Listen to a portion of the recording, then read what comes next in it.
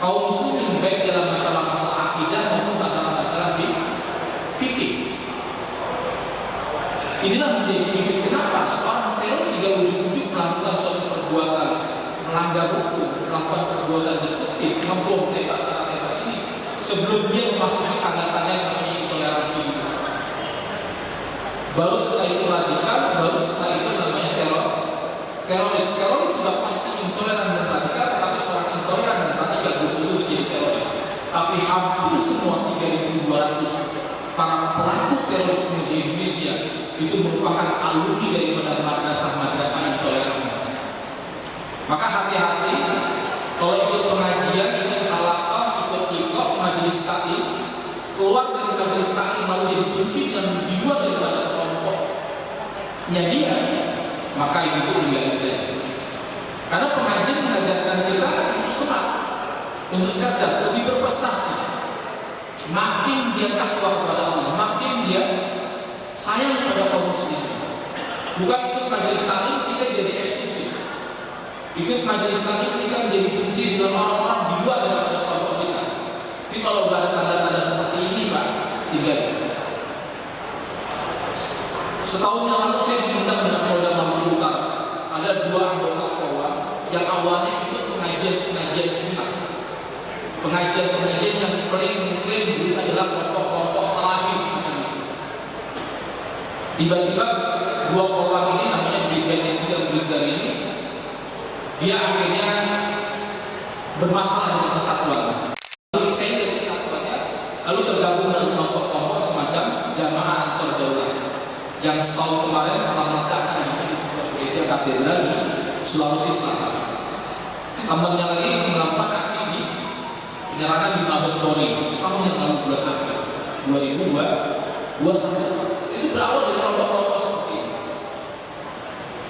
Kami ditemukan dengan teman-teman yang satu halaqah. Kata mereka, Ustaz, kita ini dilarang demonstrasi. Kita ini menganggap bahwa Pak Jokowi ini berambil. Oke, saya bilang, kalian memang nggak akan diajak seperti saya, seperti Pak Jokowi dan sebagainya, enggak. Tetapi saya mau tanya sama antum semua, antum keluar dari majelis taklim tersebut, dari halaqah tersebut, Anda jadi benci nggak dengan orang-orang luar dari kelompok Anda?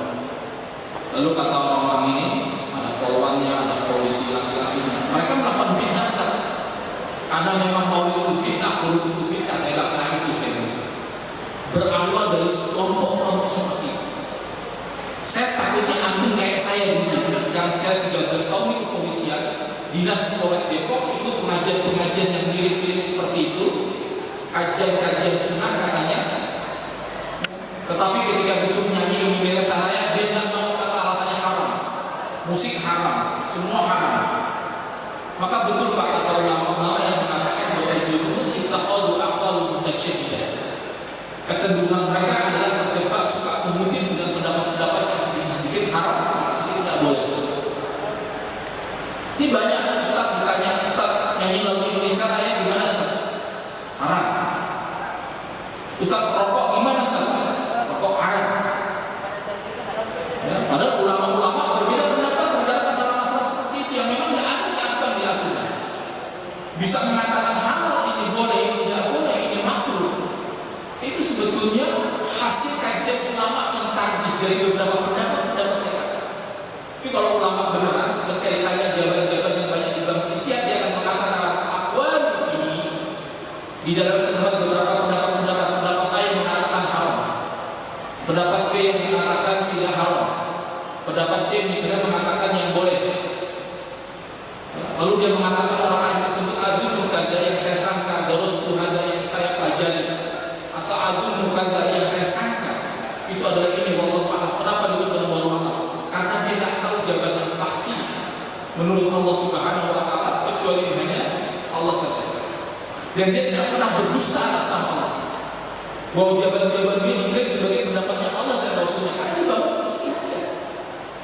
Kita tidak boleh berdusta, ini pendapatnya Allah. Karena ketika ada kesalahan, kita tidak ditujukan kepada Islamnya. Ketika ada kesalahan, dia tidak ditujukan kepada Allah Subhanahu wa Ta'ala.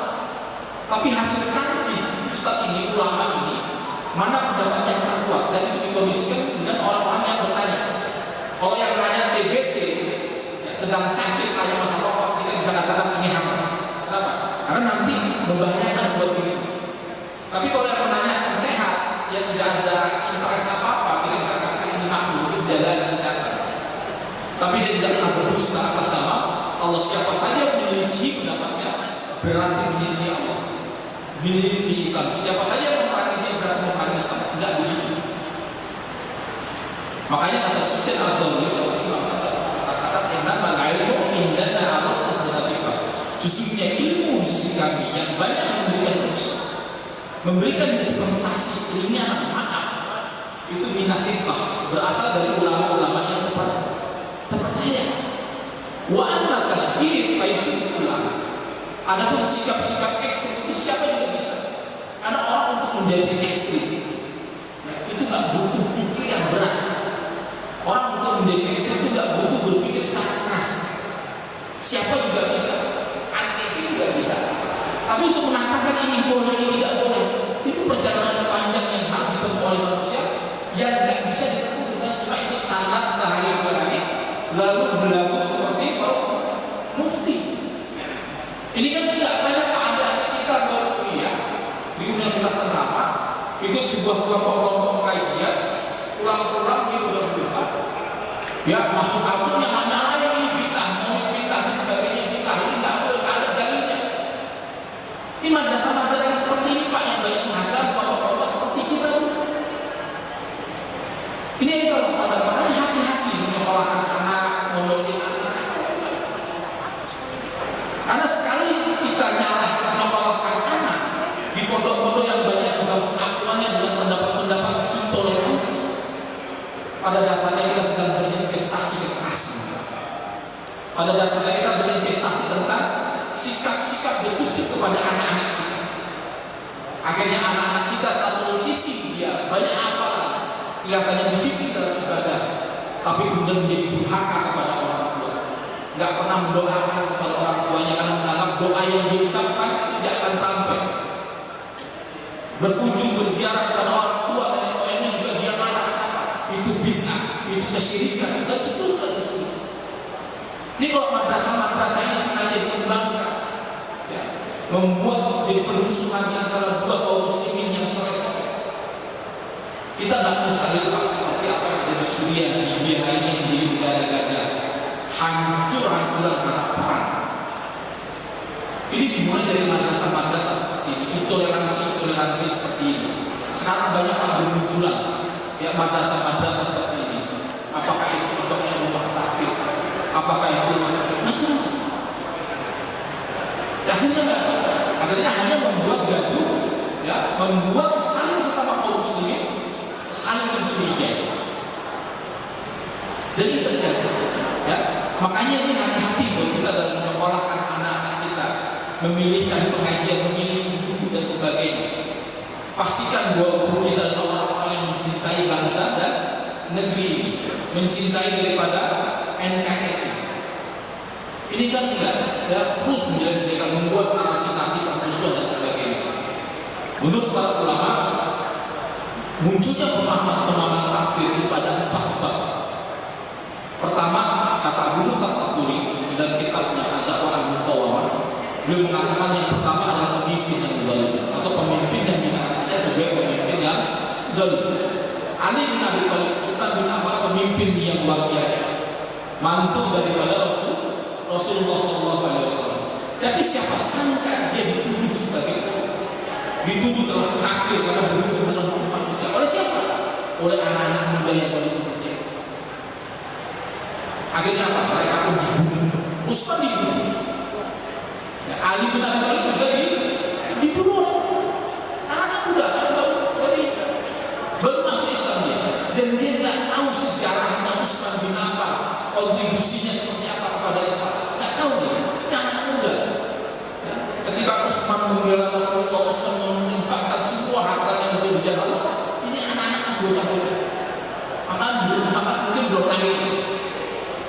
Ali bin Abi Thalib juga nggak tahu dia siapa Ali bin Abi Thalib. Tapi mereka masuk Islam, mereka begitu semangat. Semangat hijrah tanpa memiliki dunia yang baik dan melibatkan banyak pemikiran-pemikiran kafir di tengah-tengah kita, dan dia akan muncul ketika apa? Ketika Faruk bainan nas, ketika terjadi perselisihan di antara manusia. Apa penting Pak menjaga ketentraman, ketertiban di tengah masyarakat kita? Kenapa? Karena ada buku yang judulnya kita Al-Hawshi, yang judulnya dalam bahasa Indonesia namanya Manajemen Seni Kebiadaban. Itu dikarang oleh Abu Bakar Najib. Dia punya teori sosial karena teroris itu namanya setiap chaos itu berpeluang. Setiap chaos itu berpeluang. Kenapa bisa terjadi? Karena pemikiran-pemikiran kebencian, pemikiran-pemikiran kafir, mudah mengkafirkan itu tidak akan bisa beredar di tengah masyarakat, tidak bisa dipahami oleh masyarakat kalau tidak dalam kondisi chaos. Makanya kenapa para pelaku di Indonesia itu merupakan alumni daripada konflik komunal, konflik sosial yang ada di Poso dan Diamond. Mereka inilah menjadi komandan, menjadi para instruktur, menjadi sebuah mentor kelompok-kelompok teror yang ada di Indonesia. Makanya hati-hati dengan adanya konflik. Alhamdulillah betul Bekasi merupakan termasuk orang ini harus dijaga. Karena kalau enggak, kalau sampai ke Syria, Libya, di Timur Tengah, Libya, Syria, Irak, kemudian ada Yaman yang sekarang menjadi negeri antah berantah, perang antar sesama. Itu cuma ada 1-2 suku aja, paling suku Turki, suku Arab. Tapi hari ini perang nggak selesai. Di Afghanistan itu cuma ada 17 suku, Pak. Tapi perang hampir selama 50 tahun nggak selesai. Di Indonesia ada berapa suku? Ratusan suku, ratusan bahasa. Alhamdulillah yang Pancasila bisa bersatu saling menghormati. Dan memang Indonesia ini banyak orang menjaga. Kita butuh banyak ulama-ulama yang khusus. Jadi provokator ini kita perlu. Alhamdulillah. Setiap apa ada kejadian mau kerusuhan pasti gagal. Karena Allah nggak ridho, Allah nggak ridho. Mereka selalu membawa narasi keagamaan itu apa? Untuk mengkorupsi, menginfiltrasi dengan dalil-dalil keagamaan. Maka betul apa yang dikatakan oleh Ibnu Rushd yang berkata tidak Allah dan anda hakkan berjaya. Inna udah taklifi budibati bihalafidin. Kalau anda ingin menguasai orang-orang bodoh, maka bungkuslah setiap kebatilan dengan agama. Karena agama ini memberikan inspirasi. Agama ini memberikan sebuah kekuatan. Maka kadang para penjahat ini, para pembaca agama ini, itu menggunakan narasi agama untuk menggolkan, untuk meloloskan tujuan jahatnya dengan membaca agama itu. Sampai Ali bin Abi Thalib mengatakan kalimatul haq yuridu bihi batil. Kalimat kebenaran tetapi dimaksudkan dengan tujuan sebuah kebatilan. Mereka suka mendistorsi ayat Al-Quran sebagaimana dikatakan oleh Fathul Bari Ibnu Hajar Al-Asqalani, Aisyah intalaqa ila ayatin nadala fil kafir wa ja'alha fil muslimin. Mereka menggunakan ayat-ayat yang seharusnya kitabnya buat orang kafir, tapi dia copy paste, dia gunakan untuk menimpakan kepada kaum muslimin. Agar apa? Agar dia bisa menggolkan, melegitimasi, menjustifikasi kejahatannya dengan dalil-dalil keagamaan. Ujung-ujungnya begitu kebun sapi di Jonggol, perumahan sapi, kebun sapi, kebun kurma dan sebagainya. Akhirnya mengumpul duit masyarakat. Ujung-ujungnya penipu. Umat Islam berantusias semua duit habis-habisan. Tapi digunakan untuk mendukung teroris. Dilakukan kotak-kotak amal berapa puluh ribu mereka sebarkan di seluruh Indonesia. Akhirnya apa Pak? Untuk mendukung aksi-aksi di Suriah, aksi-aksi di Irak dan sebagainya. Dan ini digunakan untuk dengan apa? Dengan dalil-dalil keagamaan. Maka ini penting buat kita. Pastikan guru kita adalah guru yang baik, guru yang bijak dan mencintai NKRI, mencintai bangsa dan negara.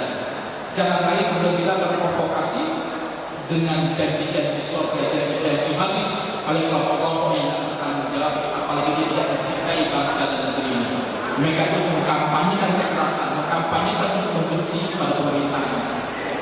Cukuplah saudara saudari seperti saya yang 13 tahun di kepolisian, tinggal di asrama, bapak saya polisi, abang saya juga polisi, lalu terjebak pada paham-paham yang kelihatannya keren, yang kelihatannya disiplin dalam ibadah, tapi sebetulnya sebuah racun yang dikurangkan kepada anak bangsa untuk benci pada bangsa dan negara.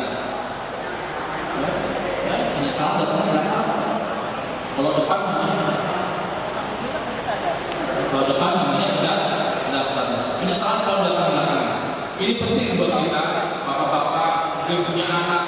Hati-hati dalam menyekolahkan anak-anak. Jangan sembarangan kita menyekolahkan anak-anak kita. Jangan sampai kita sekolahkan, kita madrasahkan, kita pesantrenkan, lalu mereka jadi durhaka kepada kita. Buat apa kita anak kita bisa hafal Quran, hafal hadis, tapi dikit-dikit menyala-nyala tahlilan, sedang maulidan, dia tunjuk kepada kawan-kawan yang merupakan sebuah bid'ah dan sebagainya. Tidak. Kita tidak ingin menyekolahkan anak-anak kita agar menjadi seperti tidak. Tidak dengan begitu kita menyayangi anak, menyekolahkan anak. Mereka harus jadi berbakti kepada orang tua, mendoakan, mengirimkan doa kepada kita waktu kita tetap berkalam debu dengan anak. Mereka terus mengirimkan doa kepada kita, bukan justru memprovokasi manusia untuk meninggalkan kebiasaan atau uruf atau paham-paham al-sunnah wal jamaah yang selama ini kita jaga dan kita lakukan. Mungkin ini yang bisa saya sampaikan. Kurang lebihnya mohon maaf. Bila kita hidayah. Wassalamualaikum warahmatullahi wabarakatuh.